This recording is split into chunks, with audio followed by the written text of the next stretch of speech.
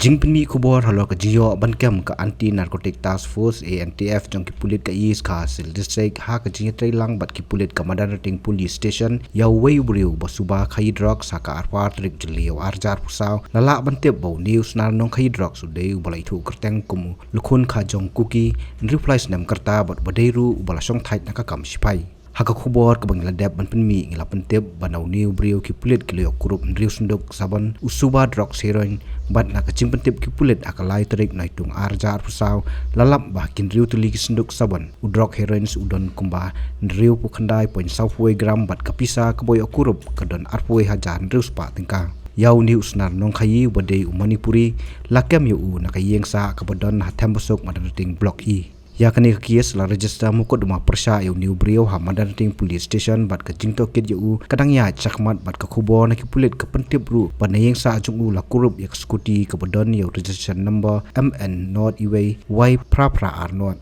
ka mobile phone bat ka license nya kali na lor ki way kuman syukudo ha ka tei ka met ha ka jing pan upsrip yak way ka kali morti car ka bala suba unongnya udang keti ban Khaii Drok hak snong madarating ki pulit ha ka tei ka met kim pala ban ay ka jingtep ka bapanya andrei kat kum ka jingtem ka bayo lum laong ba ha ka baning kong ki pulit ka liyo kem shwa yo way rang ba ubadeu khasi andrei khlamio ban Kurup Drok bat na ka jingyo kem yo te rang ba lalap sai balala ban kem no yo luhun khajong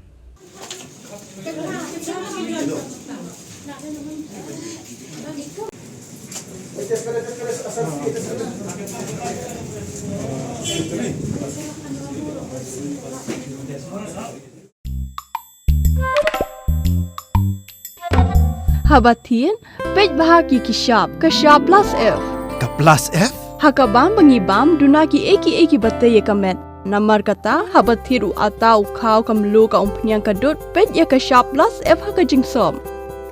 Yaki nutrient kumki vitamin bat ka iron la icon diat bat ka bathau bha kam kta ka dur jingki mar bam ka jing mat lani ka rukom shed yaki. Balehi banai kita. Kadon ka we ka jing mentoy ba kongsan. Ka kot ka kia. Ka nutrition bakam bha ka jing im bakam bha pendon kam daki mar ba modon ka sharp plus F menta kasni Lawan Ra Shapi Lingba ko office jong commissionerate of food safety Meghalaya